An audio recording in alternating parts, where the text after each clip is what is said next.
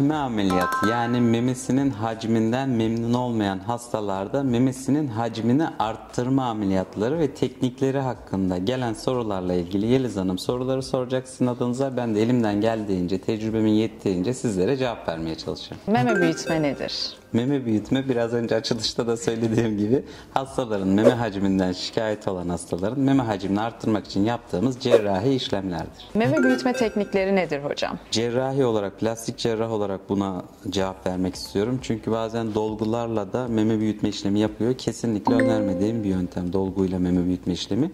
Ama biz cerrahi olarak nasıl memeyi büyütebiliriz? Birincisi, en çok kullandığımız implantlar, meme implantları, meme silikonları sayesinde memeyi büyütebiliriz. İkincisi de çok nadir ve seçici hastalarda uyguladığımız, hastadan aldığımız yağlarla memeyi büyütme işlemi yapabiliriz.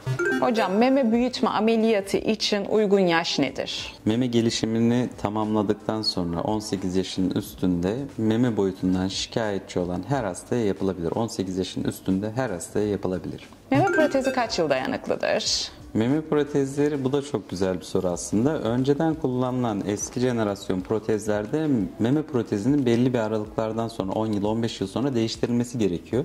Ama şu an Türkiye'de onaylı ürünler ömür boyu kullanılabiliyor. Ama bu şu demek olmuyor. Protezi koyduktan sonra bu protez ömür boyu aynı şekilde kalır anlamına gelmiyor. Yine de protezin kapsülünde etrafında bir yırtık olabilir. Olduğunda değişmesi gerekebilir. Protez kendi etrafında dönebilir. Döndüğünde değişmesi gerekebilir. Yani protez üretim olarak tabii ki insan eliyle üretildiği için kusur olabiliyor. Eğer o kusur tespit edilirse mutlaka değişimi gerekebiliyor. Ama herhangi bir kusur olmadığında ömür boyu vücudunda kalmasında hiçbir sıkıntı yok. Meme protezi ameliyatında bir his kaybı yaşanıyor mu? Olabilir. Çok nadir de olsa sadece protez ile meme büyütme ameliyatı yaptığımız hastalarda da his kaybı olabiliyor. Meme protezi yapıldıktan sonra çıkartılabilir mi? Evet, çıkartılabilir. Ama bunu çıkarttıktan sonra hastaların bilmesi gereken bazı şeyler var. Mesela daha önce meme protezi yaptırmış olan bir hasta bu yüzeyi istiyorsa mesela, meme protezinin ne zaman önce koydurduğu çok önemli. Uzun yıllar önce koydurmuşsa, çünkü memede atrofi dediğimiz bir miktar meme dokusunda küçülme olabiliyor. Deri elastikiyeti bozulduğu için memede birazcık sarkma olabiliyor. Ve o zaman protez çıkarttığımızda içi boş ve çok sarkık bir görüntü oluyor. Bu da hastalar hiç memnun edici bir şey olmuyor. Öyle durumlarda protez değiştirilebilir. Daha büyük protez koyulabilir, daha küçük protez koyulabilir. Daha küçük protez koyulup memeye dikleştirme ameliyatı yapılabilir. Birçok alternatifler var. Ama genel olarak ben meme protezinin tamamen çıkartılıp protezsiz bir şekilde memenin kalmasına taraftar değilim. Doğal yolla meme büyütmek mümkün müdür? Doğal yolla meme büyütmekten kasıt, eğer ki cerrahi bir işlem dışındaysa benim bildiğim bir yöntem yok. Ama tabii ki bir hormon tedavisi veya işte başka bir tedaviyle bu mümkün olabilir. O yüzden hani bilmediğim bir konuda bu soruya cevap vermesem daha iyi. Yani plastik cerrahi açıdan baktığımızda ben sadece yapabileceklerimi hastalara anlatabiliyorum. O yüzden yani sizlerde hani öyle bir yöntem varsa çok iyi araştırmanız gerekiyor. Benim bildiğim veya hastalarımı siz şu yolla memenizi bence büyütün dediğim bir yol yok maalesef.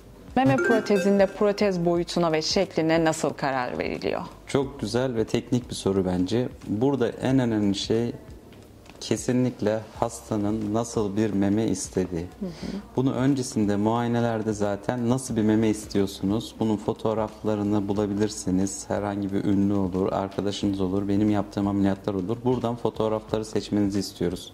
Çünkü istediğiniz meme şekline göre bizim protez alternatifimiz, protez yelpazemiz çok geniş.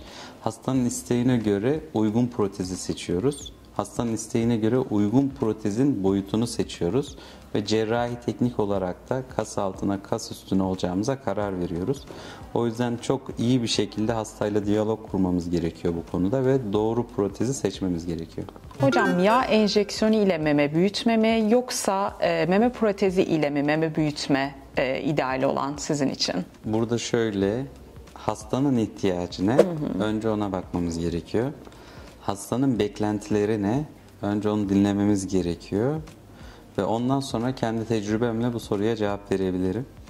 Yani memeye yağ enjeksiyonu da uygulanabilir. Doğru bir cerrahi tekniktir. protez ile meme büyütme de uygulanabilir ve doğru bir tedavidir. O yüzden hastanın isteği ve kendi tecrübelerimle birlikte karar vermem gereken bir soru. Yani sürekli her hastaya memeye yağ enjeksiyonu olmaz. Her hastaya meme implantı olmaz. Uygun hastaya uygun tedavi olur. Yağ enjeksiyon ile meme protezini aynı anda uygulayabiliyor musunuz? Evet, uygulayabiliriz. Uygun hastalarda ihtiyacına göre hem protez ile memeyi büyütebiliriz hem de yağ enjeksiyonu ile eğer ki daha hatları belli olmayan, özellikle çok yapıldığı belli olmayan hastalarda o protezin geçiş hattını yağ enjeksiyonuyla kamufle edebiliriz. Ameliyat sonrasında sigara içmek iyileşmeyi uzatır mı? Öncesinde de az içilmesini öneriyoruz veya içilmemesini tabii ki mümkünse öneriyoruz. Bu sadece meme ameliyatları için değil, bütün ameliyatlar için sigaraya olabildiğince uzak kalınmasını hastalara tavsiye ediyoruz. Çünkü ciddi anlamda yara iyileşmesini bozuyor sigara markası. Meme büyütme ameliyatı ile ilgili sorulara elimden geldiğinde cevap vermeye çalıştım. Sizin de yine aklınıza takılan daha bizim burada cevaplamadığımız sorular varsa bize sorabilirsiniz. Memnuniyetle cevap vermek isterim.